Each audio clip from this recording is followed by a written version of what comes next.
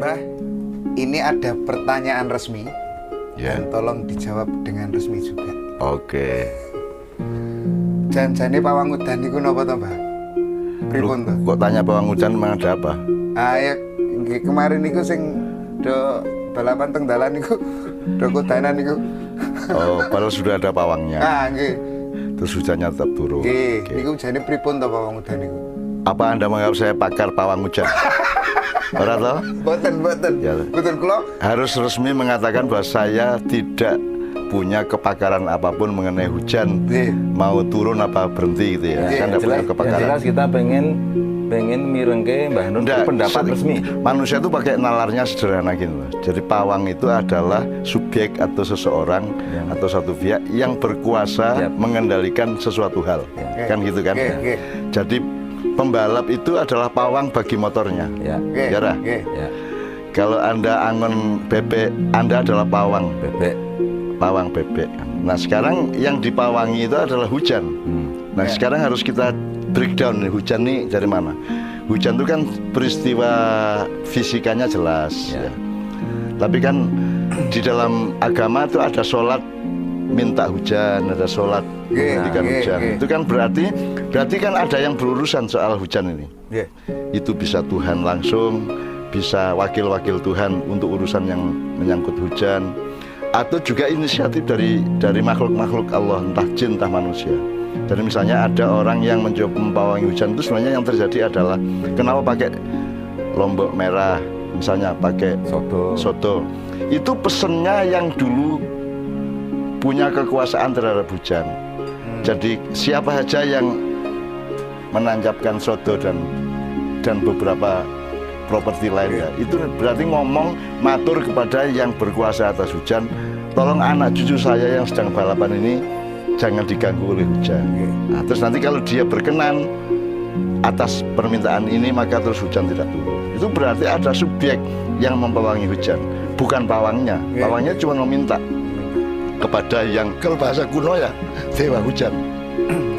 Kan ada dewa angin, dewa hujan. Kayak misalnya Merapi meletus itu kan ada yang mengendalikan peta di sekitar Gunung Merapi misalnya. Ini saya tidak ngomong bahwa ini pengetahuan, enggak.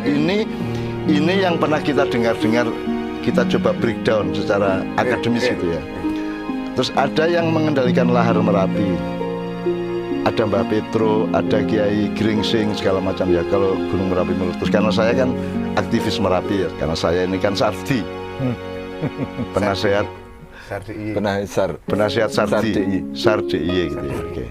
Kalau ada pawang hujan, itu berarti dia berkomunikasi dan melakukan permohonan atau tawar-menawar atau perundingan dengan yang bisa membuat hujan turun apa tidak turun. Nah, saya pernah pentas dengan Kiai Kanjeng di Taman Mini. Itu musim hujan, pas tahun baru. Tahun baru kan biasanya musim hujan ya. Nah, kami pentas sama soneta Pak Haji Ramai Rama. Pak Haji Ramai Rama dengan sonetanya dibikinkan panggung dengan payonnya. Terus di depan panggung ini ada panggung tambahan di depan tapi tanpa payon, tanpa terbuka. Nah, yang terjadi adalah hujannya itu miring. Jadi yang Pak Haji Ramai Rama dan soneta itu basah kuyup, kita Kiai Kanjeng enggak kena air. Ya sebabnya apa ya? Karena hujannya miring. Jatuhnya miring gitu. Sehingga kemudian pawangnya PF Taman Mini itu malamnya datang ke saya dan kagum kepada saya dan minta maaf, tidak bilang sama saya soal kepawangannya segala macam. Saya bilang saya tidak tahu apa-apa. Saya itu datang dengan Kiai Kanjeng dengan hati tulus, semangat melayani umat, melayani masyarakat pada tahun baru. Dan saya yang old and new-nya kan upacaranya saya, dan itu di depan panggung. Sementara yang di dalam panggung ini kena hujan gitu. Saya tidak tahu apa-apa mengenai pawang hujan. Saya cuma hadir sebagai orang yang polos-polos saja kan gitu. Jadi jangan pernah mengatakan saya ini mengerti bagaimana menunda atau memindah potensi hujan gitu ya. Ketika saya mantu temannya Pak Tup, namanya Noe Sabrang, resepsi di Monjali ya. Itu sejak menjelang sore itu awan sudah menggelapkan kota Jogja. Dan ketika maghrib itu sudah menetes-tetes gerimis itu di tempat sabrang resepsi nikah itu. Kemudian saya adzan. Nah itu saksinya Joko Kanto, Mbak Via, Nevi Budian, teman-teman. Saya adzan tok, dengan harapan Allah sayang sama anak saya supaya resepsinya aman, tidak. Saya adzan, kemudian air itu bergerak menyingkir dari wilayah itu. Kemudian hujan deras di semua tempat di sekeliling Monjali itu, kecuali di Monjali. Di Monjali tidak turun hujan, bahkan tidak turun gerimis. Bahkan Joko Kanto sama Nevi waktu itu latihan fragmen di atas, di bagian atas, itu ngelihat di kolam itu air menyingkir, gitu ya. Terus mereka menyimpulkan saya pawang hujan. Jadi seolah-olah ada yang memanage, ada yang mendistribusikan, ada semacam on-off knob gitu ya. Sebelah sini turun, sebelah sini turun, sini enggak gitu loh. Ya, itu berarti ada subjeknya tuh. Nah subjeknya hujan ini siapa? Dulu kan ada dewa hujan, dewa angin, dewa laut, segala macam. Saya kan nggak kenal dewa. Saya kan kenalnya manusia, ulama, nabi, khulafaur rasyidin, malaikat, Allah, jin gitu ya. Kalau dewa saya nggak kenal. Dewa itu apa? Itu jenis manusia apa jenis malaikat? Saya nggak punya rumusnya dan saya nggak tahu. Jadi saya tidak mengecam. Saya tidak mengerti soal dewa. Sehingga ketika saya juga disimpulkan orang termasuk pegawai-pegawai Monjali bahwa saya bisa mempawai hujan, ya enggak. Saya enggak bisa mempawai hujan. Saya cuma memohon kepada Allah. Nah Allah yang mengatur birokrasi sistem otoritas atas hujan itu gitu loh. Entah bagaimana ceritanya saya juga enggak tahu. Pokoknya faktanya tidak hujan. Sehingga saya juga tidak lantas madeg pawang ora. Saya tidak lantas mendirikan biro pawang hujan terus saya yang mengerjakan sehingga Mandalika menyewa saya. Ya enggak mau juga, saya enggak berani jamin itu loh. Hujan tidak hujan itu kan urusan yang di luar kekuasaan saya gitu ya. Nah kalau ada orang berani pawang hujan berarti dia adalah stafnya entah malaikat, entah siapa kan gitu. Nah, saya kan bukan sama sekali. Saya itu hanya orang yang lemah, orang yang mengemis kepada Allah kan gitu kan. Kemudian terjadi apa tidak kan monggo terserah Allah, karena Allah itu sesuatu yang mudah bagi Allah. Mau hujan, mau tidak hujan, mau gunung meletus, mau tidak, mau tsunami, itu bagi Allah kan cuman kalah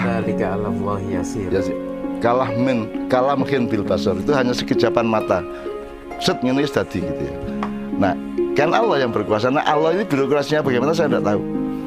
Yang pernah saya dengar kayak gitu. Jadi ada memang pembagian tugas di antara para malaikat dan staf-stafnya. Malaikat itu menurut saya bukan makhluk. Malaikat itu adalah jabatan. Jadi orang atau makhluk Allah yang ditugasi Allah untuk menjadi tangan panjang dari kekuasaan Allah. Maka disebut malaikah, tool of authority of Allah. Betul. Jadi tangan panjang dari kekuasaan Allah itu malaikat gitu ya. Bukan makhluk dengan gen seperti manusia apa jin gitu ya. Tapi dia itu karena berupa apa malaikat kan dalam sejarah Islam dan agama-agama kita tahu bahwa malaikat bisa menjadi apa saja. Bisa datang menjadi orang tua, bisa datang sebagai anak kecil, bisa. Jadi tidak tahu itu kita semua tidak bisa mempelajari kan, tidak ada bahannya, tidak ada fakultasnya, tidak ada kampusnya juga gitu ya. Jadi saya juga tidak berani mengatakan bahwa saya mengerti apa-apa mengenai kepawangan hujan. Tapi peristiwanya pasti seperti itu. Pasti ada yang berkuasa atas hujan. Apa kekuasaannya itu langsung apa tidak langsung, apakah dia bawahannya dari yang penguasa beneran apa tidak, kita tidak tahu. Kita bisanya memohon. Dan ini resmi ya. Jadi saya tidak mengatakan, wah ini gagal, ternyata hujan 1/4 jam. Saya tidak bilang gagal. Saya tidak ngerti apa jenisnya dialektika vertikalnya, ngerti kok saya tidak ngerti asal usulnya bagaimana, memohonnya kepada siapa, terus pakai apa ubo rampe atau pakai properti kepawangan, pakai apa saya juga tidak tahu gitu ya. Jadi saya tidak bisa ngomong apa-apa soal itu kecuali mencoba menjelaskan secara nalar bahwa apapun yang terjadi di dalam kehidupan ini pasti ada pelakunya, ada subjeknya. Nah, Allah itu fa'alul lima yurid. Allah itu maha mengerjakan apa yang dia mau. Bagaimana kita mengakses kepada faal tadi itu kan gitu masalahnya. Nah, itu kita nggak bisa. Kiai Kanjeng sendiri mengalami berkali-kali toh. Hujan ndak hujan. Bahkan Allah dan stafnya berkuasa atas genset. meledak. Nggih. Terus Kiai Kanjeng peteng dedet. Ya, Dan itu malah jadi berkah, Pak. iya, Iya. iya. Jadi kita mengalami lampu mati di alun-alun Blora, di Karanganyar, lampu mati, sound mati. Tapi Kiai Kanjeng saya alhamdulillah tidak pernah berhenti. Nggih. Begitu lampu mati saya tinggal switch, saya tinggal merubah konsepnya. Dan kita terus saya masih ingat tuh di lapangan Magetan iya. itu kita nggak berhenti sedetik pun. Begitu pet di Pabelan, nggih. kiainya pidato, lampu mati, sound mati. Terus kiainya kan bingung. Terus aku mencolot, saya loncat ke panggung tak. Terus saya ganti dia. Terus saya omong-omongan sama, ya untung saya pernah ikut-ikut teater gitu ya. Jadi saya ngomongnya juga diatur. Terus di Malang di Malang tuh Gondang Legi. Sepanjang pementasan itu sound nggak jalan. Bayangin tenggorokan saya, Jijit dan teman-teman Kiai Kanjeng nyanyi segala macam. Tapi tetap jalan. Tetap jalan. Ketika di alun-alun Pekalongan hujan luar biasa deras, tetap jalan. Kan filosofinya sederhana loh. Sama hujan kok marah? Nggih. Hujan kan bukan musuhmu. Kebetulan tidak cocok sama keperluanmu. Iya. Dan siapa yang memang yang mengharuskan segala sesuatu itu cocok sama keperluanmu? Kan tidak ada. Itu kan semua ada penguasanya. Penguasa atas waktu, penguasa atas ruang, penguasa atas momentum, penguasa atas barang, penguasa atas segala macam yang ada di dalam suatu peristiwa. Jadi monggo kalau Anda mau bikin racing motor, Anda mau bikin acara di alun-alun, Anda mau mengeluhnya ke siapa, mau sambatnya ke siapa, mau pesen soal hujan ke siapa, silahkan berpikir sendiri gitu loh. Tapi saya bukan pawang hujan. Bahkan hujan memawangi saya, begitu turun saya minggir gitu kan.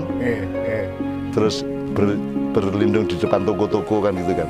Jadi hujannya yang menentukan saya, bukan saya menentukan hujan. Kalau malah kemudian niku Mbak pas apa acara teng Majapahit Trawulan. Nggih, Trawulan Mas. Simbah kalau saya keberapa itu. Malah hujan itu malah jadi lebih nikmat rasanya. Dan ingat tak? Tidak hujan, begitu saya naik panggung hujan apa? Bener lu kok leran hujannya kan gitu kan? Kok berhenti hujannya? Hujan dong kan gitu kan? Terus hujan deras, terus kita selawatan yang ada gambarnya itu, wah terus gini-gini semua, di lapangan Mojopahit itu ya, di depan keraton Mojopahit. Itu bukan menghalangi hujan, meminta hujan. Yo kok leran rek udane rek, wah kurang susu iki aja udan terus jadi semua yang selawatan tuh basah kuyup dan itu membuat kita jadi lebih mesra. Lebih nikmat rasanya. Seolah-olah alam ikut Allah merestui kan gitu. Seolah-olah ya tidak benar-benar wallahu alam, benernya itu nggak tahu gitu ya. Kira-kira gitu ya Mas Helmi soal hujan ya. Ada pertanyaan lagi. Ini resmi ya? Resmi. Bahwa saya bukan pawang hujan, saya mencoba menalar atau mempetakan secara pikiran pemetaan yang menyangkut hujan turun apa tidak, cuman gitu.